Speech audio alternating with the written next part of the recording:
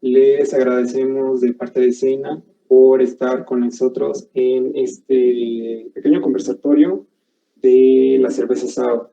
La verdad es que es una actividad especial, ya que pues estamos tratando como de llevar un poco más allá de la manera convencional, de hacer una actividad pues bilingüe, y pues esperemos que lograrlo lo más que se pueda durante en esta actividad, porque tenemos a un ponente muy destacado.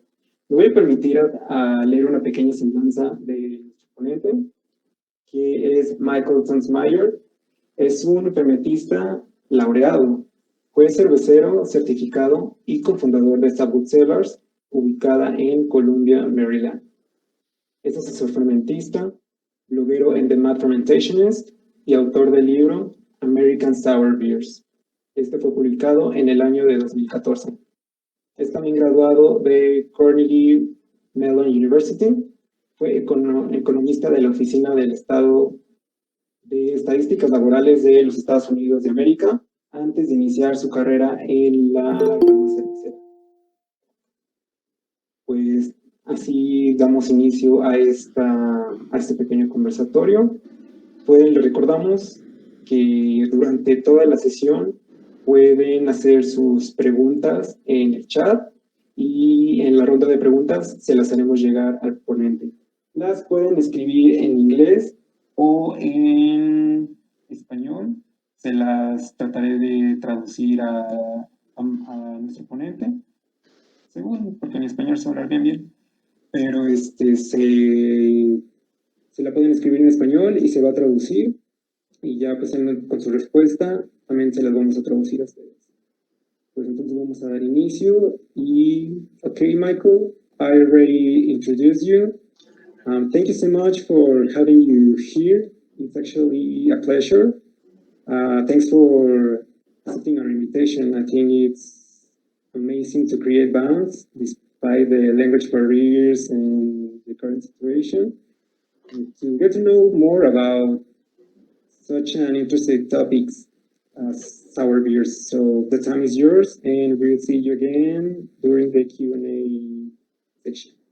Sure. Thank you very much for that introduction. My Spanish knowledge is non-existent, so I'll just assume it was very flattering.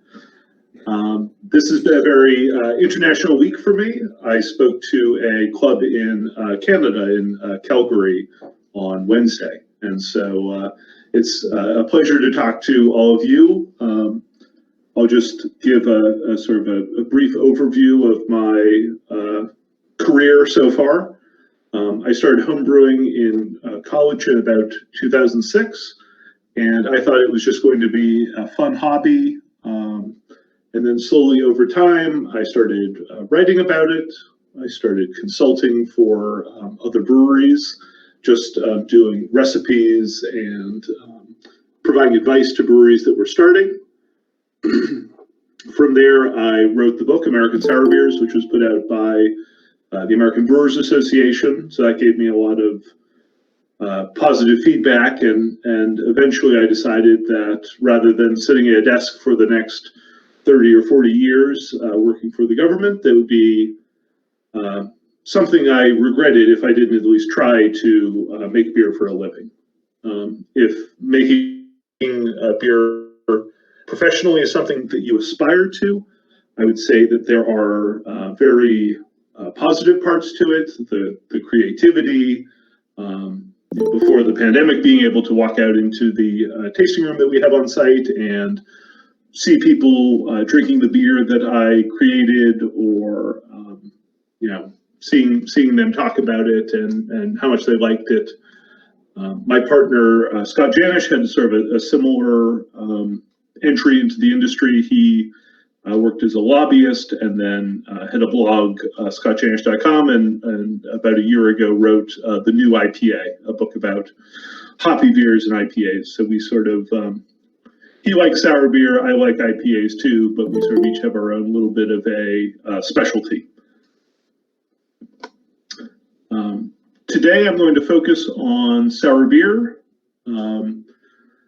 There've been a lot of people who don't like calling it sour beer. I don't know if it has the same connotation in Spanish, but in America, in English, sour is often a negative word. If you say milk is soured, it means it's gone bad. If you say someone has a sour disposition, it means they're unpleasant to be around. When I say sour for beer, though, it is tart, acidic, just the way a fruit might be. Maybe not as sour as a lemon, but it has a sharpness to it. There are a lot of people who get sourness and bitterness confused. Bitterness is a much sort of rougher flavor to me. Sourness you often taste on the sides of your tongue and sort of through that finish. And most of this talk is just going to cover the variety of different ways that you can make a beer sour.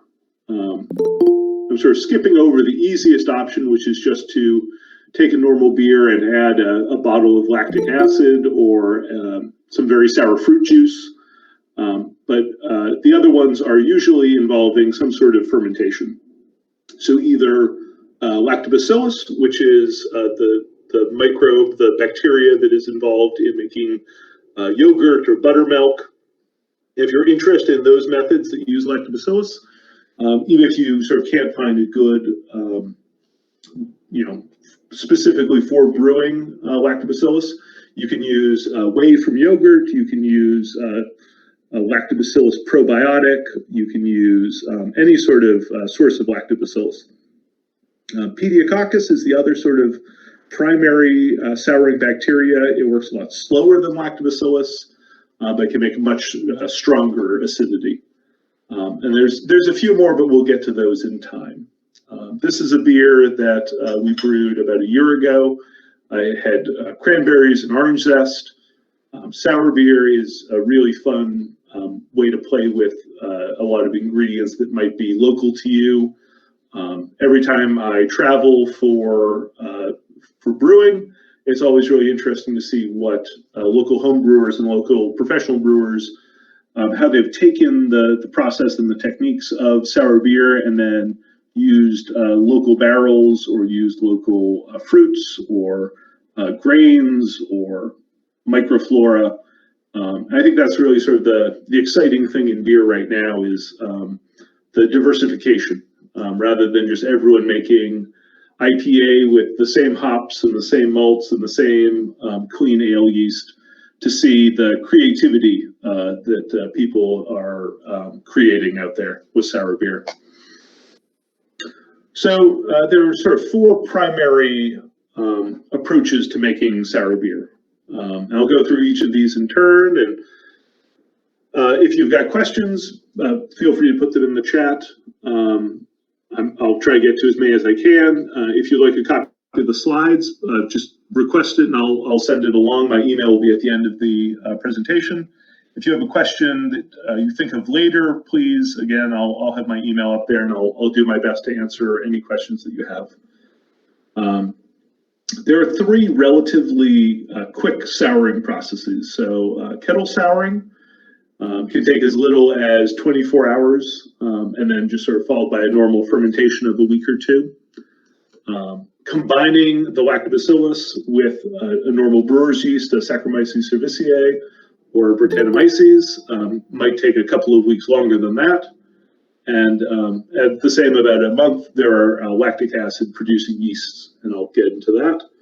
And then finally, what we do mostly at Sapwood Cellars is to barrel age the beer with a whole mixture of microbes. In some cases, those are microbes from the lab. In some cases, those are microbes that we have captured from the woods and fields and vineyards around us. And we'll get on into all of those. So kettle souring. When I started brewing 15 years ago, there's a technique called sour mashing. And for a sour mash, you would just heat your grain and your water up to get the starch conversion into sugar. You'd then cool it down to 45 Celsius or so, and then just throw in a handful of crushed grain.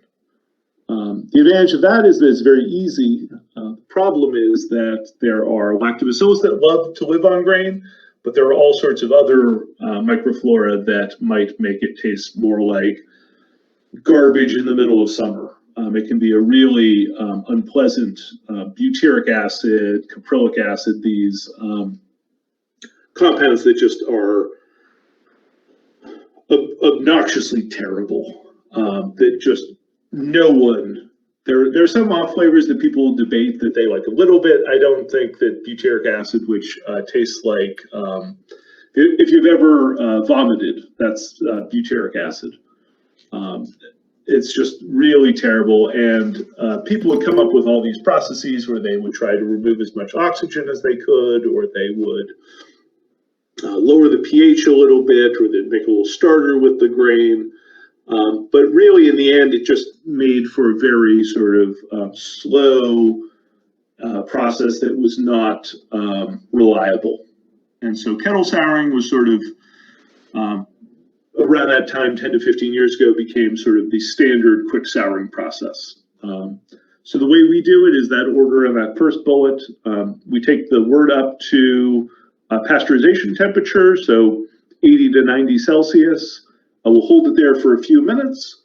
We'll reduce the temperature down to 40 Celsius or so and inoculate with lactobacillus. Lactobacillus grows very quickly. It can double roughly every 20 minutes if it has a good source of sugar and the pH hasn't dropped too far. So rather than worrying about a specific pitching rate as you might for brewer's yeast and primary fermentation, I would just suggest making a starter with the lactobacillus, a little low gravity wort, some apple cider, anything with some simple sugar in it and just sort of not much. And just to make sure that whatever culture you get, again, whether it's a commercial souring bacteria or a probiotic or a fermented dairy product, just to make sure that lactobacillus is active, lowering the pH, and then just adding that to the kettle. At the brewery, we don't need to insulate the mass of that much liquid, just keeps it within a degree or two, even overnight. And then we use a pH meter and we monitor the pH. Usually it takes us 18 to 24 hours is sort of standard. And once we get the pH down to, usually for us, it's between 3.3 and 3.5, depending on how sour we want that beer to be, we then boil it. At that point, you're killing the lactobacillus, and so you don't have to worry about cross-contamination. You don't have to worry about these microbes getting into the rest of your soft parts, your hoses, your clamps, your gaskets. And from there, you just treat it like you would a normal beer. The trick is that acidity, one reason that bacteria make acid, in addition to extracting energy, is that it is difficult for other microbes to thrive once that pH drops. But in most cases, a healthy culture of brewer's yeast can get through that. The big advantage of that is that you don't have to worry about cross-contamination. So if you don't want to put a sour beer that has live wild microbes into your fermenters, into your hoses, this keeps all of it in the kettle and it's all killed before it goes in. It also gives you a lot of control because you can monitor that pH and watch it drop slowly, and then you choose exactly when you want to boil it and halt the acidification.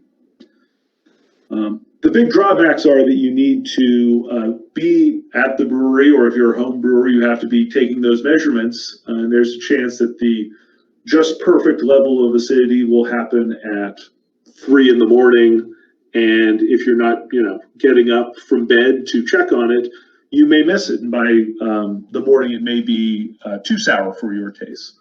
And you can play around with blending, or maybe only souring half of the wort and then blending to taste, something like that. But it's just sort of another step, another hassle.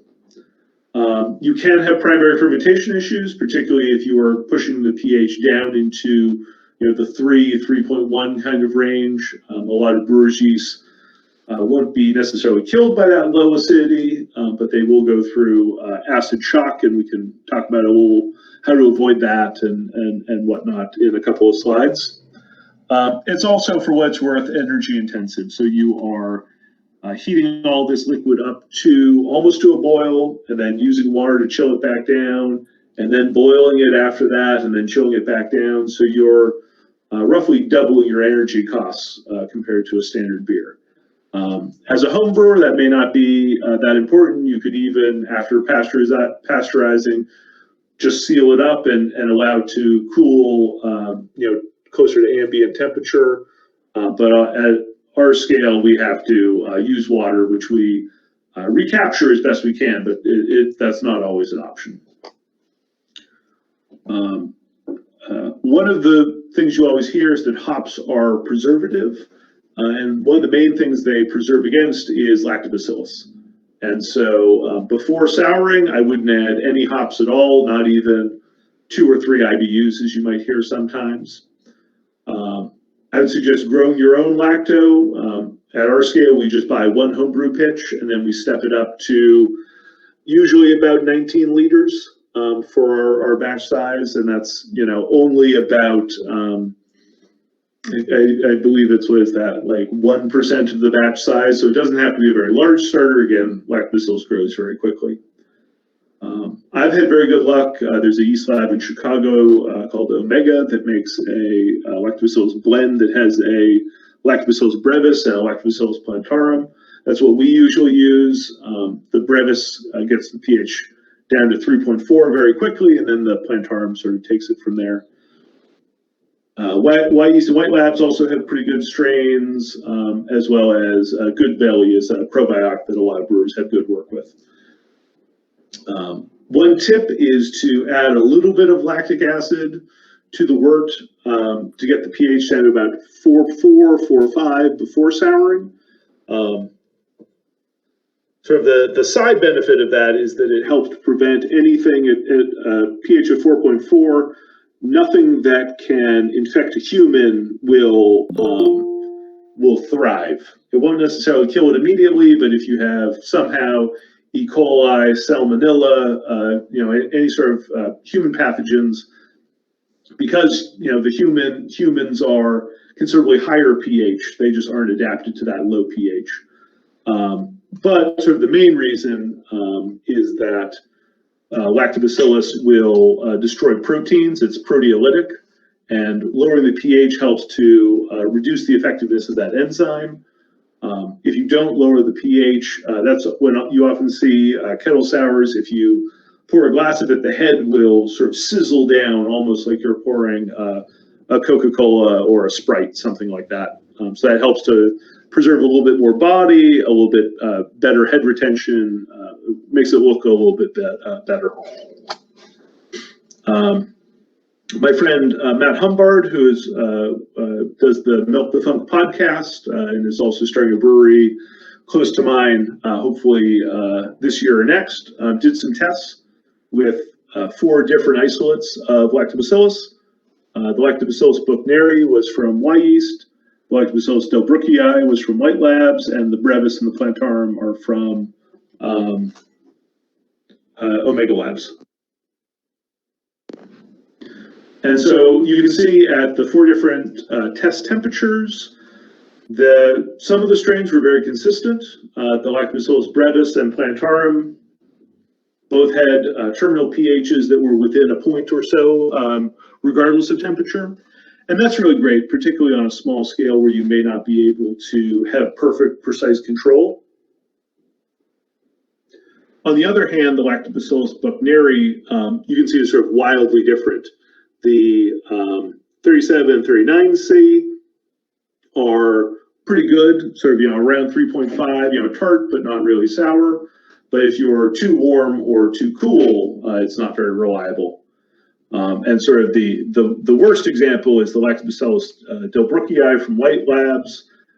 Sadly, like all those pHs, the lowest I think there is 4.3. Which would be a fine terminal pH for like a lager or a pale ale. It really is not sour at all. And I've never had good luck with that strain. And so again, not every lactobacillus strain is ideal, but you can help to control how much acid you get by selecting a strain that has a terminal pH near where you might want it. This, rather than showing the terminal pH, this shows how they got there by hours. So you can see by 24 hours, all of them were pretty close to where they ended up, but not all the way there. And obviously, these are averages across all those temperatures, and this was on a small scale in incubator, so it may or may not reflect what happens to your beer in the real world, depending on how much you add, nutrients, gravity of the wort, those sorts of things. So what is kettle souring good for? It's great if you're planning on bottling, kegging, distributing, saving, holding on to these beers. The acidity is stable. You don't have to worry about cross-contamination. It does not make a particularly interesting beer, though. It really just makes lactic acid and maybe a little bit of flavor on its own, but it's not going to give you a beer that's exciting to drink. That said, in the summertime, sometimes what you want is something that's tart, that you don't have to sit there and savor and struggle through. You just want something that's, tart and refreshing and zesty and all those nice things. I think, though, personally, that kettle sours do best when you add some sort of big flavor.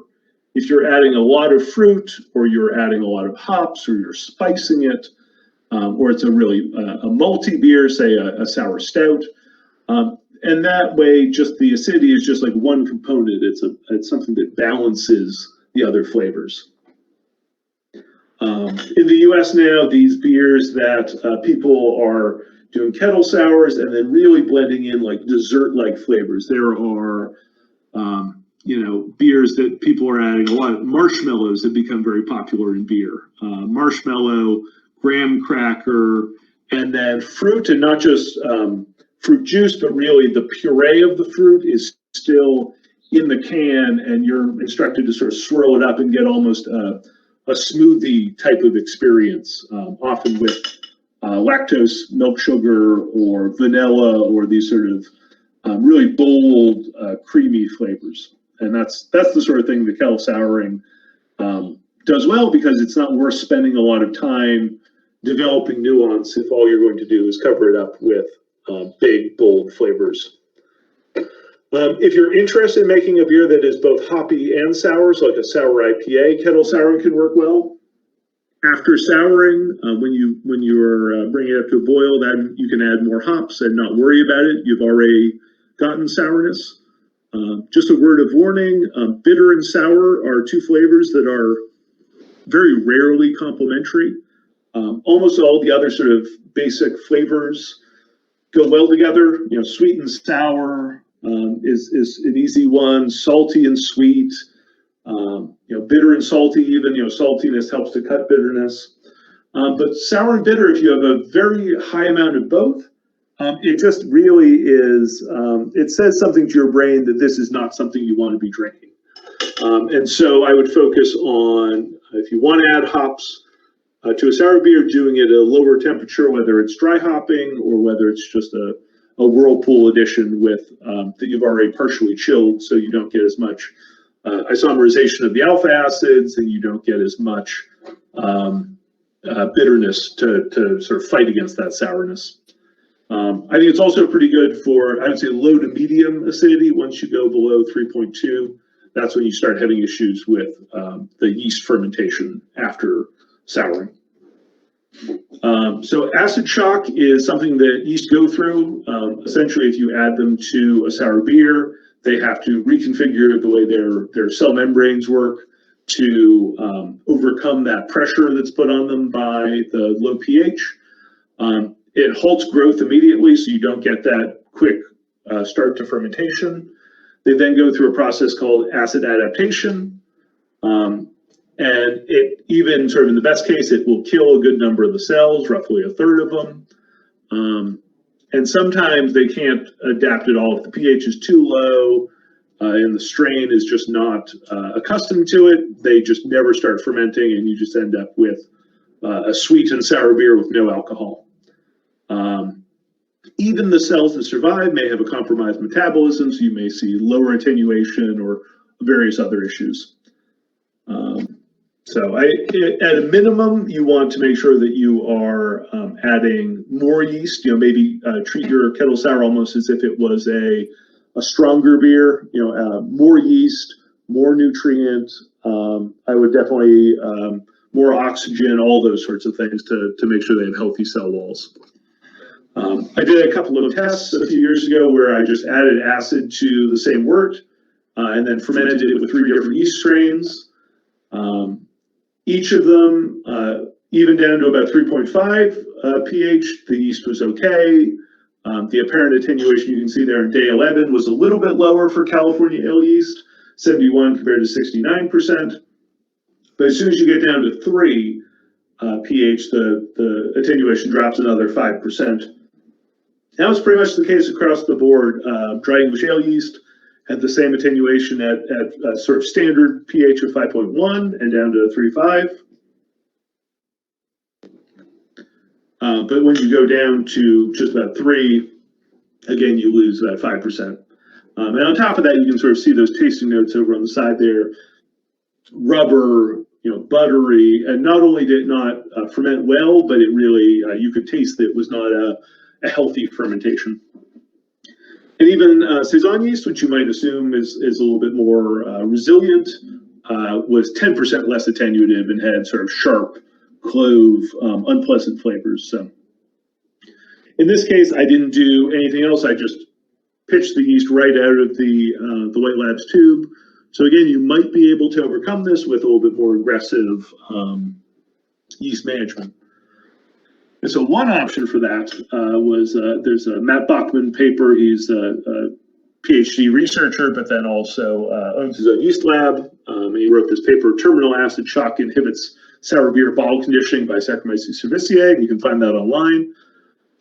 But essentially the idea is that you acclimate the yeast to that acidity before adding it to the beer. In his case, he was looking at it for bottle conditioning, so adding a small amount of yeast just to get carbonation in a sour beer. And he mixed it with this blend of yeast extracts and peptones and dextrose for sugar, and then also some of the sour beer that he was going to mix it into. And essentially, I think of it as like tempering an egg. If you don't want the egg to scramble, you might mix in a little of whatever it's going into first, and then add it to the full batch. And this helps that process. So it allows it to acclimate before it gets killed by the low pH.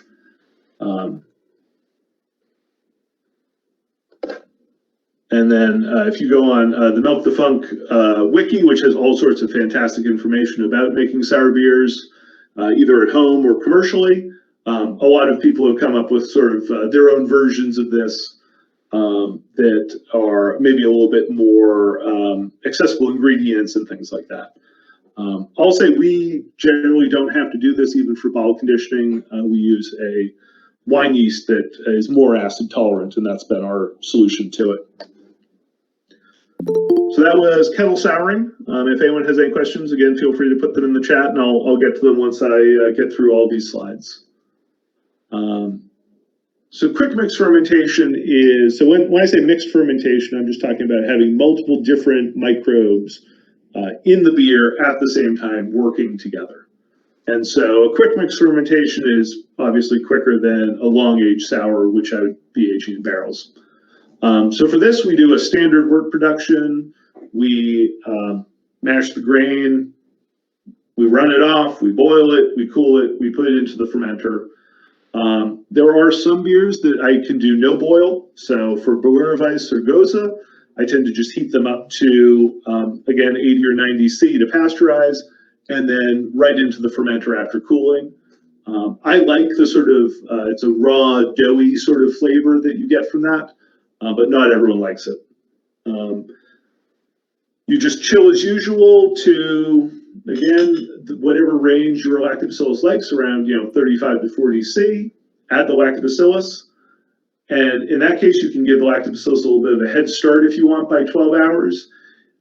This can work really well with Norwegian Kvik, the really warm fermenting yeast, because they also like that sort of 35 to 40 C temperature range. If you're using, again, a Saison yeast would be great for that. If you are using an American ale yeast or an English ale yeast, something like that, you might be better giving it a few hours, maybe 12 hours, 24 hours, the lactobacillus by itself, then cooling to whatever the preferred fermentation temperature of your brewer's yeast is. I like this because it's simple. I had to go into the brewery last Saturday to finish up a kettle sour we started on Friday with this quick mix fermentation. You just add it and you're done. It's lower energy since you're not doing that separate pasteurization step. You're just heating up once, cooling once. This is a apricot sour that we made a couple of years ago called Atomic Apricot. And this was quickly soured with lactobacillus and then co-fermented with Brettanomyces. So it's a 100% Brettanomyces for the alcohol production. Brettanomyces is the wild yeast most associated with sour beer. It does not make the beer sour, but what it does is produce all these really fun esters and phenols that sort of can complement the acidity. It has a lot of fun interactions with fruit and hops and spices. It has an enzyme that frees, it attacks glycosides, so it's a beta bond, and can free aromatics and all these other sort of wonderful things. So some tips. Again, I would skip the hot side hopping. If you're relying on lactobacillus, you just don't want to risk having any hop acids in there. Even if your pH starts to drop, if you had 5 or 10 IBUs, it may stop early because the hop acids become more toxic to lactobacillus as the beer becomes more acidic. So the more sourness you get, the more likely it would be to stop it.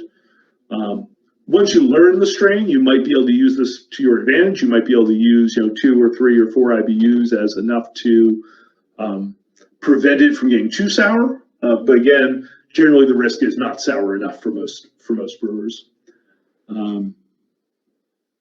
Yeah, I think I covered most of that already, not knowing it was going to be on this slide. That is our Goza. Salzig, we got a Brettanomyces strain that a French amateur microbiologist cultured out of a bottle of Wilner, which was a German brewery that closed in about 1992, and there was still live Brettanomyces in the bottle more than 25 years later. So that's why people get very nervous about using Brettanomyces in their brewery because a very small amount of it can cause a lot of trouble. It's not as easy to kill, and it very quickly can grow out of control. Ideally, you would have a dedicated fermenter, or at the very least, dedicated soft parts. Anything that's plastic, anything that's rubber, anything that's silicone, because that's where microbes can really get into and hide. As a home brewer, I would just save my old gear, and every 3 or 4 years, I would hand that down to the sour beers from the clean beers and replace it with new gear for the non-sour beers. At the brewery, we have a dedicated fermenter, and we have dedicated lines and all that sort of thing that are kept separately. And we actually just got a separate fermentation space for the sour beers.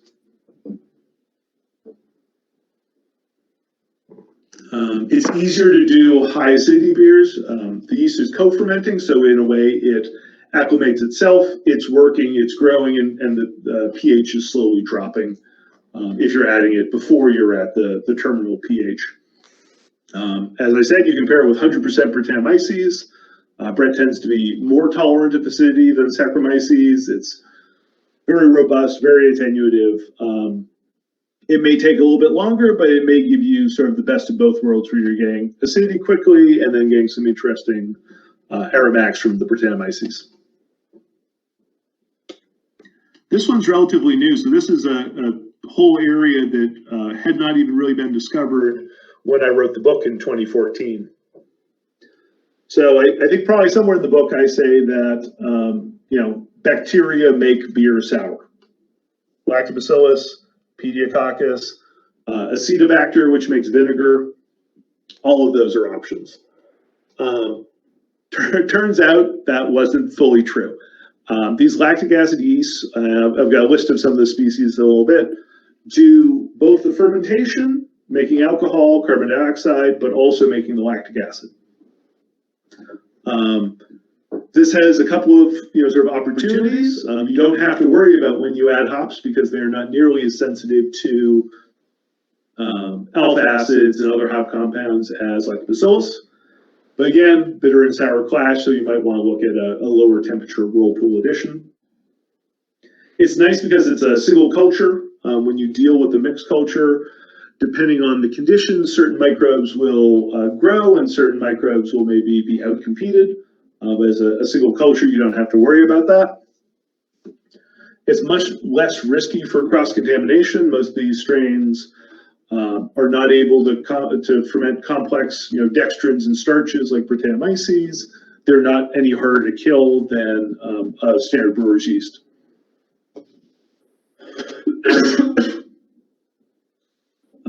It's quick, but it's not quite as quick as kettle souring. In my experience, it sort of takes 2 or 3 weeks for the fermentation to fully run its course. So it's nice that you don't have to think about it much, but it's not a quick turnaround as it could be.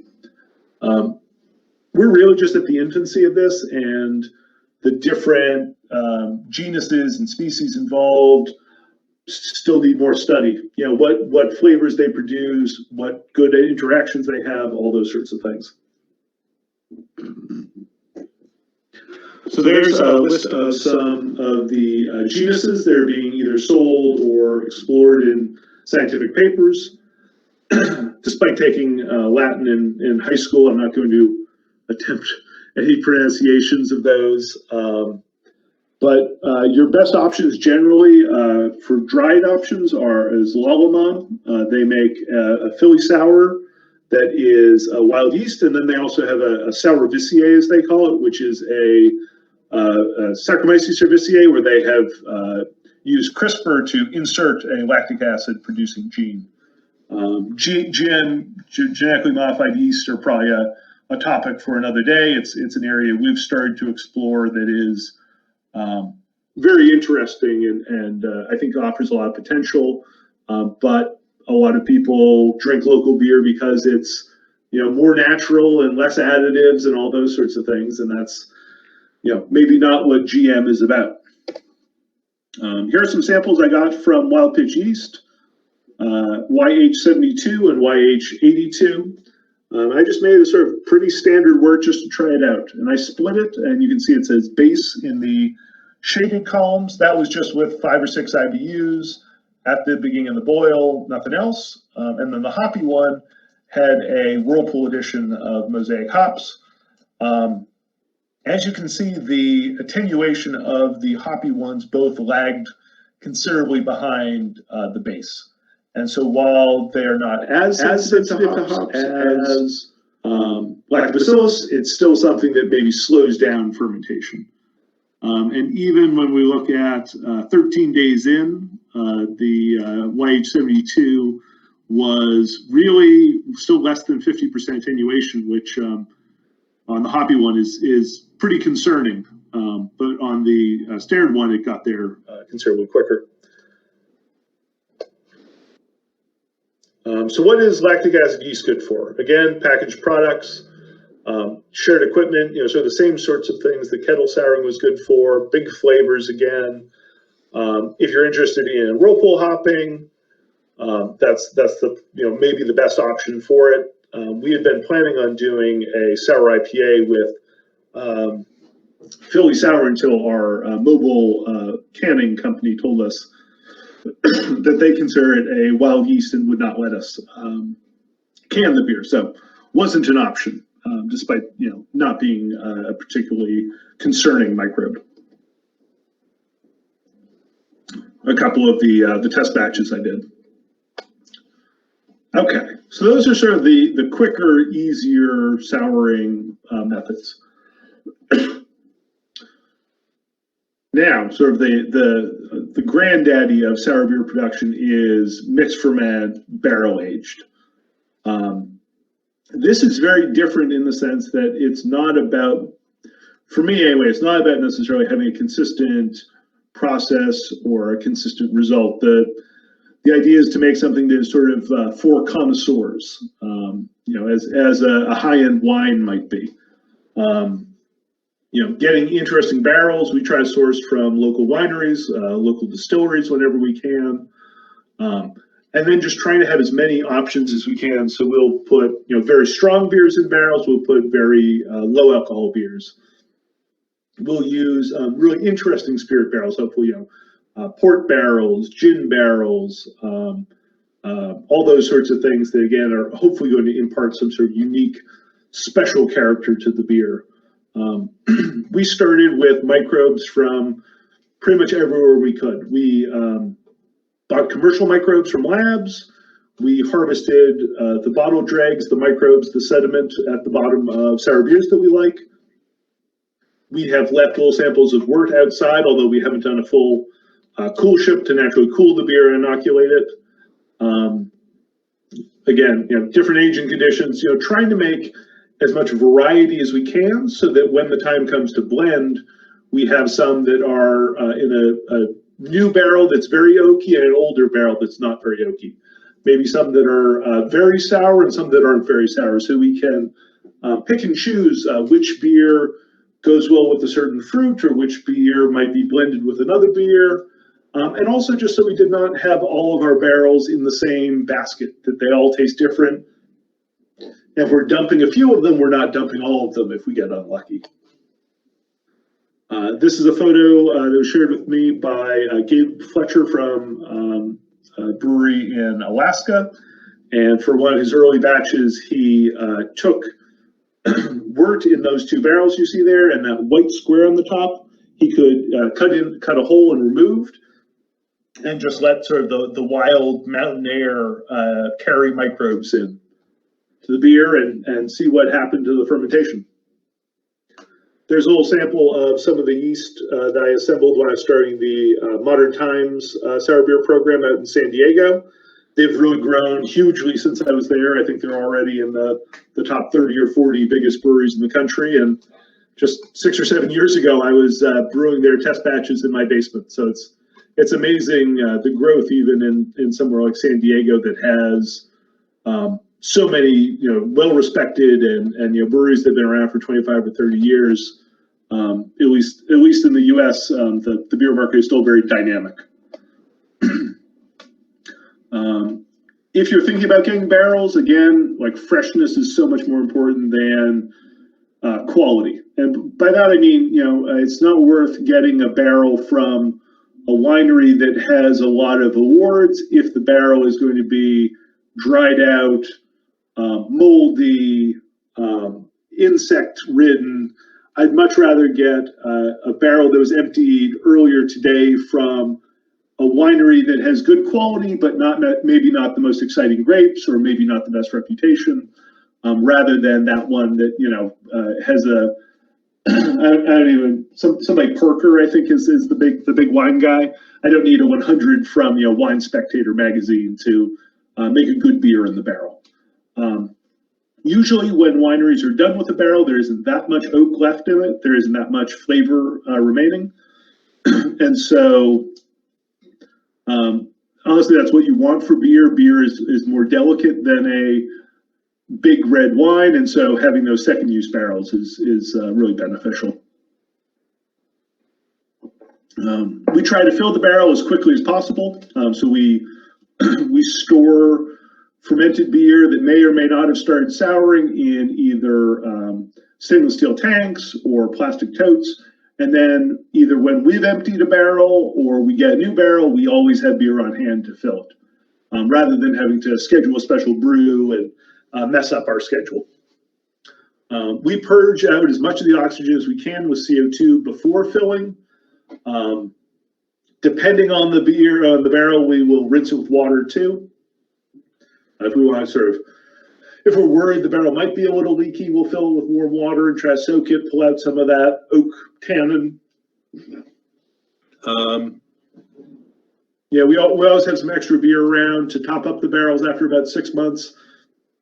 The big issue you run into barrels is in distilleries, they call it the angel share, just evaporation. And so we end up with, it's usually about 20 liters a year from a 200-liter barrel evaporates. And for bourbon or tequila, evaporation cuts into your the amount of product you have to sell, but there isn't a real risk of oxidation. And for beer, as the liquid evaporates, the wood at the top of the barrel dries out, and if you live in a dry climate or have wooden floors, when it gets dry, the wood actually will sort of shrink and pull apart. And with the barrel, all that's doing then is allowing more oxygen in, more evaporation, and that oxygen will lead often to acetobacter. So acetobacter turns ethanol, alcohol, into acetic acid. The yeast can then sometimes turn that into the ester ethyl acetate. So ester is just an alcohol and an acid, and put those together, and ethanol and acetic acid, you get ethyl acetate, which is like nail polish remover or solvent, or it's very unpleasant even in very low concentrations. So we do everything we can to minimize oxygen exposure to souring beer. Ideal temperatures are up there. Again, your mileage may vary. It's a little bit warmer than that isn't a big deal, but it can speed up that oxidation process or that acetobacter if there's oxygen that gets in there. That's just a little shot of, you can see some of our barrels off to the left there, and that's one of the flex tanks. You can certainly use like an IBC tote or something like that, the international bulk containers that they ship any sort of liquid in. Definitely find one that had been previously used for food stuff, not an IBC tote that had been used for oil or I don't know what else, chemicals of some sort. These are nice. They're a little more expensive, but they have sort of standard fittings and tri-clamps and airlocks and all those sorts of things. That was a couple of months ago. We've got a few more barrels and that moved to a separate space now, but that's our manual pallet stacker. So the electric up and down, but manual push and pull. We have a real forklift too, but I just find it too annoying to use. I'm not good with it. This always feels a little safer, a little bit more in control. It can only lift one stack of those barrel racks at a time, and the barrel racks just stack on each other with gravity. If you happen to live somewhere with earthquakes, with seismic activity, you have to be a lot more careful about how they're stacked, but very rare where we are. At home, I pretty much just put some masking tape, some blue painter's tape on my carboys and would write what was on them and keep my notes. At the brewery, we're up to I think more than 80 barrels now, so we are a little more complex. We have sheets that just have some sort of basic information, and those are nice if I'm just sort of back there looking through barrels, trying to spot, hey, where did the other one of this batch go? I need to taste it, I need to take a gravity reading, that sort of thing. But the real sort of main work we do is on Google Sheets. I'm a big fan of the Google Office just because I can share it among myself and the other brewers. If one person makes an update, it doesn't overwrite anything that anyone else did. There's no risk if your computer breaks that you aren't going to have any of this information. It makes backup copies, all those sorts of things. When it comes to blending and packaging, it really is just sort of trial and error. It's for us, the more people that can taste the beer, the better. We're all sensitive to different flavors and compounds in varying amounts, and so it's good to have somebody who's very sensitive to something that you're not. Because if you miss something and you fill 1,500 or 2,000 bottles with it, and a lot of other and your customers are sensitive to it, you're going to regret it. For us, if we have a really beautiful barrel that's just great as is, we don't add anything to it. We may or may not blend it with something else. I would never try to blend in really off barrels. If something is really unpleasant, again, vinegar, nail polish, mold, anything like that, I would just rather get rid of that barrel rather than risk introducing that off flavor into a blend. If a beer doesn't have quite enough sourness for you, maybe try adding fruit to it. If it's too sour, dry hopping may be a good antidote to that. Dry hopping raises the pH. And again, it's good to have some options for, too sour and not sour enough, and blend them together and see what you think of it. For actually bottling, we force CO2 in through a carbonation stone. We measure it, and then we add a little bit of sugar and a little bit of yeast to get just the rest of the way. When you have active yeast in the bottle, they will very quickly use pretty much all of the oxygen. Respiration generates a lot more ATP, a lot more energy than fermentation. It's 16 times more, something like that. And so they are happy to use up all that oxygen. So even if you don't have a perfect bottling setup, the yeast are very helpful for that. This is a look at our bottling system. It's pretty small. It's very manual. We do about 2 runs a month. And we're just hooked up to that dimple jacket tank on the left that has glycol from our chiller running through it to keep the beer pretty close as we can to 0.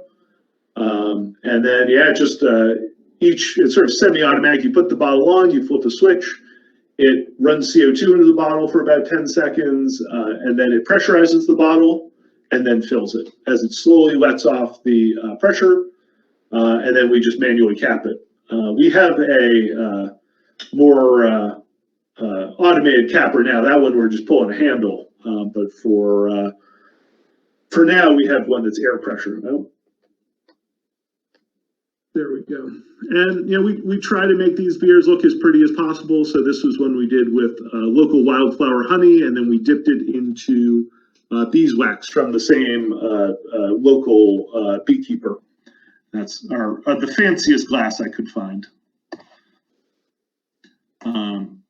Honestly, if you're interested in blending, just buy a couple of commercial beers, or and particularly at home, I mean, you can blend. You don't just have to blend beer. You could blend a sour beer with white wine, or with a mead, or with fruit juice, or herbal tea, and really anything that you're interested in experimenting with. It's a really fun way to get together with friends. Again, hopefully we can all get together with friends sometime soon, and just try those different things. Everyone brings a bottle of beer and something interesting to blend with it, or to blend with the things that other people bring.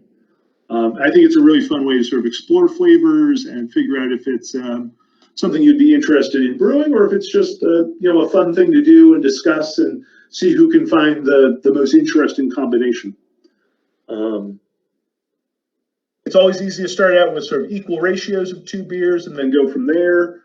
But really, sort of think about, after you taste your samples, what are you trying to accomplish? Are you trying to mellow out the acidity of one that you really like otherwise? Are you trying to add a little acidity to one that, is a beautiful aroma? Those sorts of things.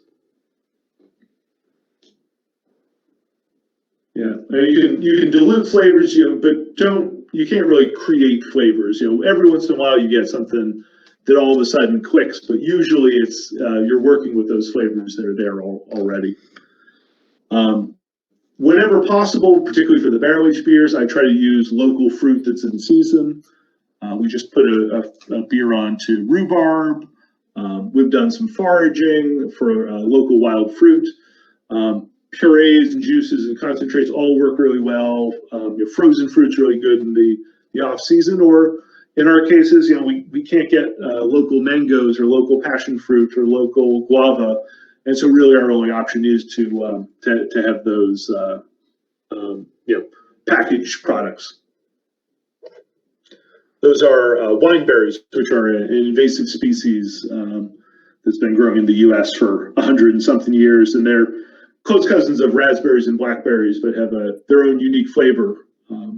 It took about 10 of us 5 hours to pick that, and then another bucket about the same size. They're tiny, they're sticky, and they're ripe in August when it is unbearably hot and humid around here. But after all that, that was the result, and that's one of the first shots in our new sour space. American Sour Beers is out there. If you want a deeper dive into sour beer, it's still very relevant. What makes good sour beer has not changed hugely in the last 4 or 5 years. Eventually, I'd love to do an updated version. I was not a full-time professional brewer when I wrote it, so it's a little bit more geared to home brewers, although I interviewed 10 or 12 great brewers, and I think that is it. That's my contact info there. Feel free again to, if you don't want to ask your question, or we run out of time, or 6 months from now you realize that you wish you'd asked me a question, please send me an email. I'm not as quick answering as I maybe once was when I sat at a desk for 10 hours a day, but I try to answer as best I can. But now I think we'll go to the chat, and hopefully I haven't just been talking to myself for the last hour and 10 minutes. Actually, Mike, we have a question in the chat. Sure. So there are other questions from students that couldn't access to the meeting due to their schedules or other activities. Sure. And we actually have 3. They're in Spanish, so I'm going to read it in Spanish first and then translate it. La primera pregunta sería, ¿en qué se diferencia una cerveza sour de una cerveza convencional? Okay, the first one says, what are the differences between a conventional beer and a sour beer? Sure. I think obviously the biggest difference is just in the name. When you think about beer, normally, and traditional is tricky. Some of these sour beers have been around for a long time, but non-sour beers, they're on a spectrum of sweet to bitter. And so you might have, I'm trying to think, like a Doppelbock or something like that. It's a very sweet beer. It doesn't have a lot of bitterness. You can also have a very bitter dry beer, a German Pilsner maybe, that does not have a lot of sweetness, but has a good firm hop bitterness.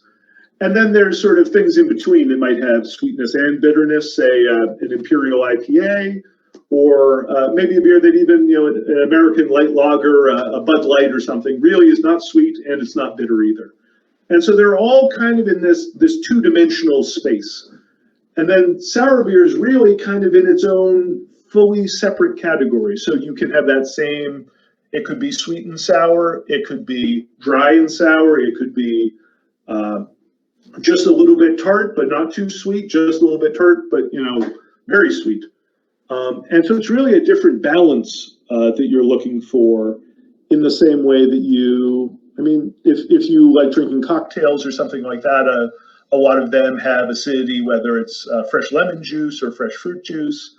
And that sort of sour beer is just in this whole other category.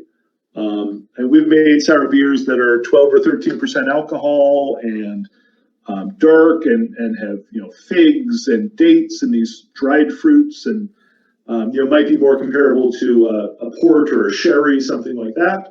But then you can also have very light 2 or 3% sour beer, like a Berliner Weiss, that maybe tastes more like unsweetened lemonade. That's just refreshing and easy to drink. And so I think they complement different flavors than traditional beers. I think particularly now, a lot of the new hop varieties that are coming out are very fruit forward, very tropical. Something like cashmere hops are now like they have like lemongrass and coconut notes, and to me those sound a lot more like something I would want with something a little bit sour, maybe a little bit sweet, rather than something bitter. Hops that taste like mangoes, or hops that taste like pineapple. Again, sourness is a very natural pairing for those things. Okay, thank you so much. The second one, he visto discusiones del pH de las cepas, que es importante para la elaboración de cerveza. Para este tipo de cerveza, ¿qué tan ácido sería el pH? Okay, the second one, it comes from a person that has been on multiple meetings about brewery, and it says that the pH of the strains are important for the beer brewery. How acid should be the pH for sour beers? It's, I think it's like asking how bitter should a beer be. It is personal taste. Some people like a pH of 3.5, 3.6, 3.7, which I would describe as very lightly tart. Just a little. If you like a little squeeze of lemon in your water, that might be perfect for you. I would say the most popular range is 3.3 to 3.5. That would be, I would say that is tart or sour. Below that, particularly if the beer does not have much sweetness, it becomes a little bit difficult to drink. Before we started, we were talking about the lemon beer that my brewer who's on just had his second child and so is off work for a week or two.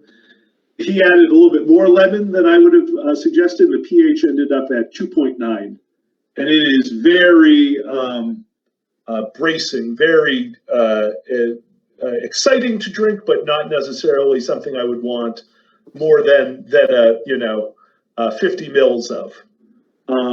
But that is kind of it, though. Is with balance. Sometimes we've made beers that the pH has been 3.2, but because of sweetness in the beer from malt sweetness or from perceived sweetness from vanilla, or because we added fruit to the beer and then didn't let it ferment, we'll have people say it doesn't taste sour at all. It tastes more like fruit. I think that's the important thing to remember is a lot of fruit is sour. A lot of white wine is acidic. A lot of white wines are 3.2 or 3.3 pH, but they don't necessarily taste as sour because it will depend on what type of acids, what the balancing flavors are. There are some people who, rather than using pH, use titratable acidity. So you add an indicator to the beer, a phenylalanine, I think it's called, and then you slowly add a base. And that neutralizes the acid, and then depending on how much base it took to neutralize all the acid until you get that color change from the indicator, that gives you maybe a more reliable take on how sour the beer will taste. And so that's the tricky thing is it really just depends on your taste. And I think for me, when I first got a pH meter, it was really interesting to drink different beers and then use the pH meter to see how sour they were. But now I very much it's more to my taste than the pH meter. Although for kettle souring, it's very helpful to have a pH meter or pH indicator strips because you still have all of that malt sweetness. And again, the beer won't taste very sour just because all of that sweetness is there. So it depends on the taste of the person, right? Yeah. Thank you, Mike. The third one of the Google Forms, then we're moving to the ones in the chat. Okay, the last one of the Google Form. ¿Has utilizado levaduras de kefir para elaborar cerveza sour? Okay, this one says that have you ever tried kefir strain to brew the sour beers? I have not. I used a similar product called ginger beer plant that is the same sort of granules that sort of a symbiotic was a SCOBY. I did kombucha too. In both cases when I used them, and this is probably 14 years ago, so I'm really going back. You'd probably have a better luck reading. I did blog posts about them. Neither of them was delicious. They were okay, but I only tried once or twice, and so it may just be that it was my particular culture or My taste at the time, I think you have to be careful with kefir. It will not make a lot of alcohol, and so you would want to start with a very low gravity, low density wort. The other thing you can consider always is blending. I know in the book I wrote about a couple of breweries who had either made or fermented kombucha and then blended it into a beer to taste. Using kefir similarly would work. I was just talking to a brewer that makes his own, I'm sure I won't say it correctly, tapache, the pineapple vinegar ferment, and they blend that in with their goza or their Berliner Weiss to add a little bit of a spice flavor, a little bit more sourness, and a little bit more complexity, because it's not just lactic acid. It has other microbes, other acids, and gives it a unique flavor that they really like. Okay, thank you so much, Mike. We're moving to the questions that are in the chat. Robert here says, thank you very much. It was very interesting. Do you think the market for sour and fermented products is growing, even with the competition of chemically flavored and colored foods? You know, 2 or 3 years ago, I would have said that sour beer, real sour beer, was still very much growing. I'm not sure, at least in where I am in the United States, if that's still the case. When people come in for sour beer now, they are not expecting funky flavors or barrel flavors. They really are expecting more of a dessert in a glass. Something that is going to taste like key lime pie or pavlova, or or a smoothie or a slushy. That seems to be, at least right now, in general, where even among American craft beer drinkers, where the palate is moving. I would say, and my normal response is, I think it's maybe a short-term thing. I often liken it to like the Marvel superhero movies, that everyone likes them. They are fun. I'm not sure anyone is going to write a PhD dissertation of them, but they're comforting, and particularly after the last year, certainly, and after the last 4 years as an American with the administration, the president we had, where every day you would wake up and it was just, you want to pull your hair out. You don't. I think there's more of a taste for, it's like a hug. It's, it's a marshmallow brownie stout. It's not a licorice, bitter, well, you've really got to think about it. It's going to challenge you. You just want something that is escapism, that is relaxing. And I'm hopeful as the pandemic winds down and as hopefully the world becomes a safer, more stable, more friendly, more welcoming place, that people want a little bit of challenge in their life, and maybe we'll go back to drinking drier, weirder, more unexpected beers. Yeah, let's hope. Actually, well, here in Mexico, there's an increasing interest on traditional fermented alcoholic beverages. So let's hope for it. It's actually true what you said. Good. The next question comes from Francisco Yamil, and it says, thank you a lot. I have a question. Can the sour beer considered like a functional beverage for the presence of lactic acid? So, as in, like, is it like nutritional in that way? Was that the question? I think so, because it's growth the sour beer considered like a functional beverage for the presence of lactic acid. Yeah, like if it could improve the digestion, all that. Maybe. It certainly isn't an area that's well studied. Lactobacillus is not generally it grows very quickly, but it's not very robust. And so once there is 5 or 6% alcohol, that lactobacillus is not going to be very happy. It may not last very long. If you were brewing it at home and consuming it relatively quickly, I think you probably would have some live lactobacillus in there. But most commercial sour beers, either, again, if it's kettle sour, the bacteria has been killed. If it's a mixed fermented barrel-aged sour beer, it's probably only yeast would be alive at the end. And so if you went to a small brewery, a small brew pub that was making a quick sour that still had live lacto, it might be helpful, but sadly, I don't think it would be. It's not a good enough excuse to have a beer for your breakfast, or to convince your mom that a third beer tonight is a healthy choice for you. Well, it could be. Well, we can say that. We can say that.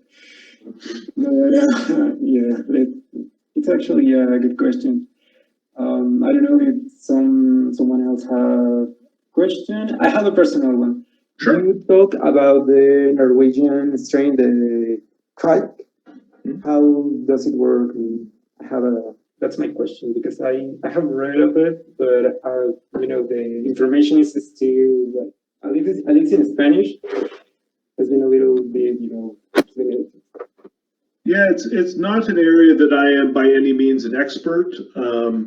Lars Manius Gerschol wrote a book for Brewers Publication that I read through. I think it's just called Farmhouse Ales, or Traditional Farmhouse something. And he is, and his blog are fantastic. He visits a lot of small brewers in Scandinavia and also in Latvia and Estonia. And it's very exciting because a lot of these are very isolated and their yeast are completely different. I've had some that are very fruity, very orange, the Voskvik, or I forget, there's another one that was very orangey too. But the sort of the selling point of them tends to be that they ferment very quickly at very warm temperatures. And so for commercial breweries that don't have a lot of fermenters, they might be able to get full fermentation in 48 hours and not have it taste, hot or boozy or anything like that. The advantage at home is if you, in the summertime, don't have a way to keep your fermenter cool, you can brew seasonally. And in the summertime, maybe brew one with Saison or Química. And in the winter, you can brew, a more traditional ale strain that likes, a cooler temperature that you have. It's still very kind of like a lot of these things, an area that needs exploration. We don't use them often at our brewery. We do a lot of small test fermentations, but rather than making a special batch of wort, we will just take off 20 liters, 60 liters at the end of the boil after we've cooled it, before we've added the yeast, to try a new fermentation. And with the Químics we've tried, they are more attenuative than we use an English ale yeast. And so we would maybe make a 7.5% IPA with some sweetness that was going to be left at the end. And the Químic would make it a 9%, very dry, very assertively flavored beer. I know a couple of local brewers who swear by them, but I've played with them, but I've not fallen in love with them, I guess I will say. But they're very hardy yeast. If you can get a culture of them, they often, traditionally, they dried them onto a ring of woven wood or something like that, and then just hung it up. And the next time they wanted to brew, they would dip it into the mostly cool wort. It's very exciting to know that there are still these traditional cultures, traditional brewing methods out there. It very much reminds me of what you would read about Saison in Belgium years ago, that maybe 50 years ago or 100 years ago, every farm would have its own yeast. And if the yeast at your farm wasn't working well, you would go to your neighbor and knock on their door and say, hey, can I borrow your culture? And so the cultures that work best sort of propagated, and people shared information. And in Norway and a lot of those countries, it's going through a revival, and there are now festivals and all these sorts of things. But they're very big on juniper. I don't know if you have local juniper that grows near you. In our area, we have Juniperius virginiana, which is, I think it's called Eastern Red Cedar too. You have to be careful with juniper. Some of the trees have compounds that are not great for you. But using the actual green, not the juniper berries, but the greenery instead of hops.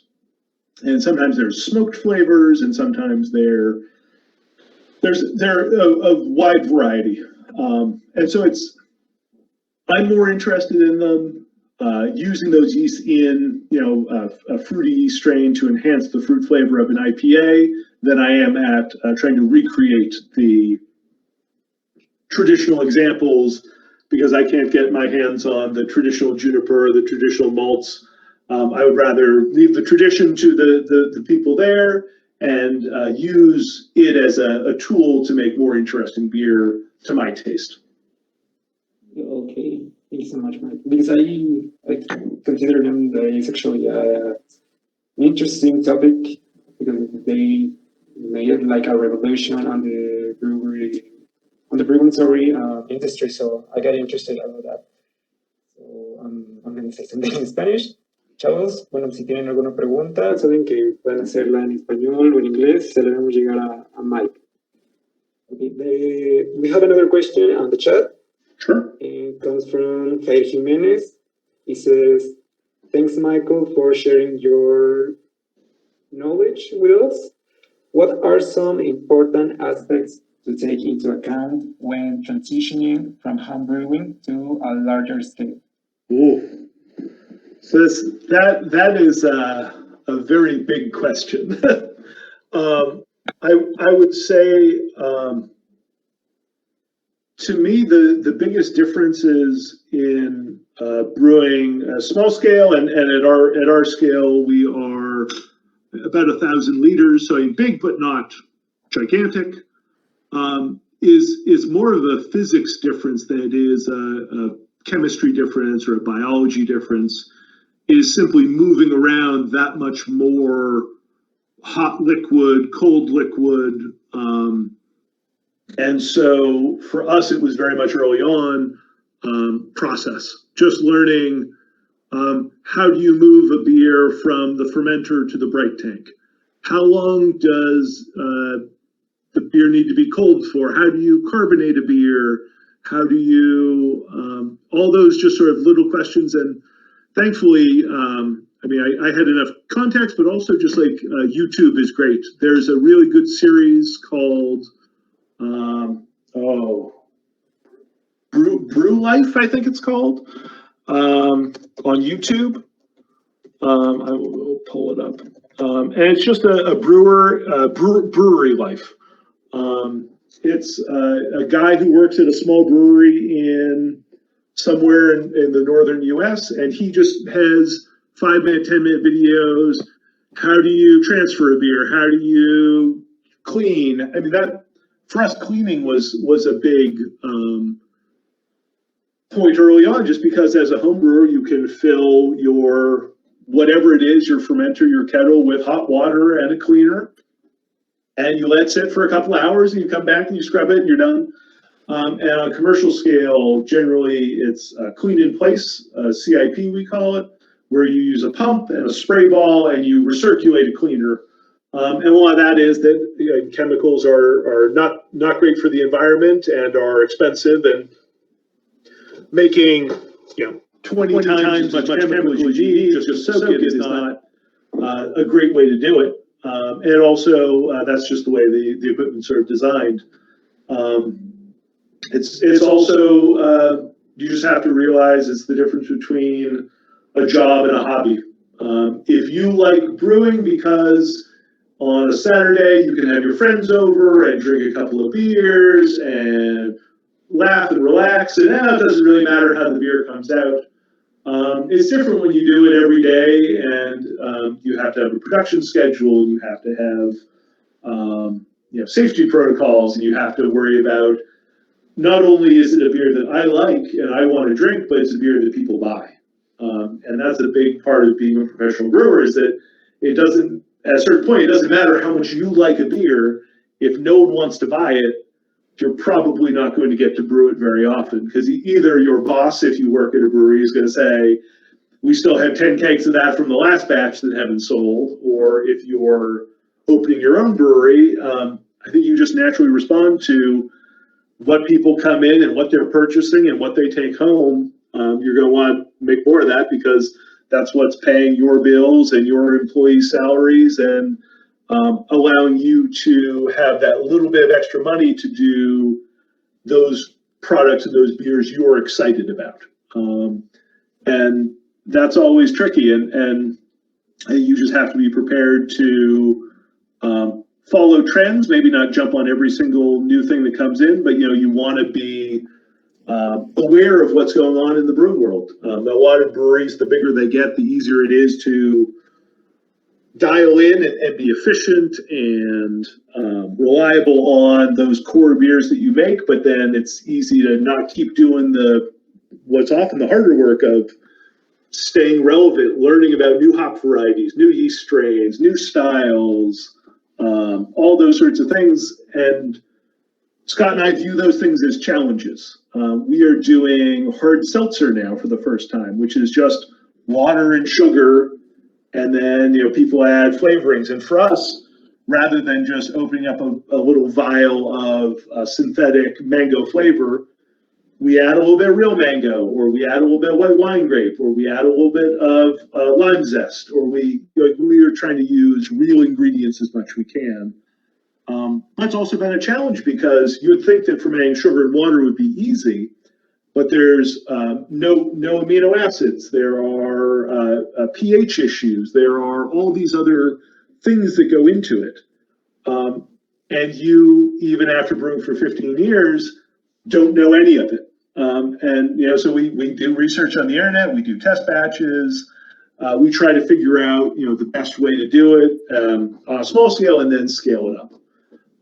And I'm not really excited to drink hard seltzer. It's not something, I don't drink White Claw or Bud Light seltzer, but as an academic exercise, as something I am curious about, even if I'm not excited to drink it, I can still get that sort of that itch scratched to do something that I'm learning. And that's, I think, sort of the tricky thing is just staying, aligning your interests with what people are excited to purchase. Yeah, actually, the real scale of brewing against the Cinco de Mayo Margarita fest, right? Yeah. Yeah, so I think we don't have more questions. So, well, thank you so much, Mike. It has been a pleasure. It was such an interesting topic, and for sharing your knowledge with us. On behalf of SEINA, I would like to thank you once again for being here with us today, and we hope that this pandemic will finally get over, and you're invited to Mexico. I think, well, I'm not from Puebla, but our university is in Puebla, and well, at least here in Mexico, there are a lot of willow beer, and it's actually a pretty nice city. And you will find a lot of gastronomy, beer, and ciclovías. You maybe not know what ciclovías are, but they're very nice also. Excellent. And please, if any of you find yourselves in my area near Baltimore, Maryland, or Washington, D.C., please stop by the brewery, say hello. And again, if you have any questions or just didn't want to ask publicly, Mike at sapwoodcellars.com, or I have like 6 or 7. I'm also info@Sapwood Cellars and madfermentationist@gmail.com. And I'm on Twitter and Facebook. So feel free to reach out if any of those work. Yeah, thank you so much, Mike. Yeah, thanks for having me. Follow him on his social medias and subscribe to the Sapwood Cellars, of course, and to the Fermentationist. If you want to know more about our. So thank you so much, Mark. Yeah, thank you. Well, it has been truly rewarding. So, the invitation is open and we hope to see you in the future.